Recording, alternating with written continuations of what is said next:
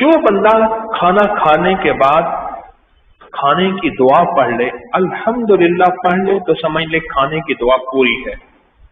الحمدللہ الذی اطعمنا وسقانا وجعلنا من المسلمین پڑھ لے تو بھی کھانے کی دعا پوری ہے، اور صرف الحمدللہ پڑھ لے تو کھانے کی دعا پوری ہے۔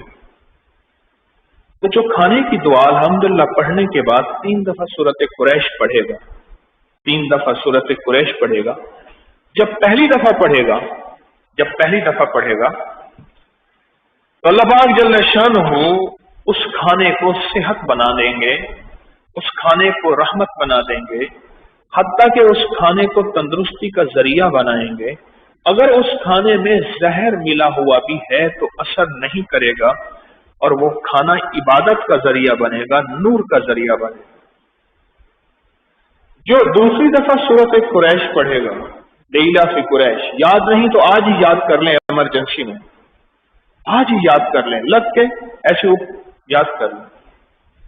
جو دوسری دفعہ پڑھے گا تو اللہ پاک جل شانہ اس کو ہمیشہ وسیع دسترخوان عطا فرمائے گا، اس کے رزق میں برکت عطا فرمائے گا، اور اس کو اللہ وسیع دسترخوان عطا فرمائے گا۔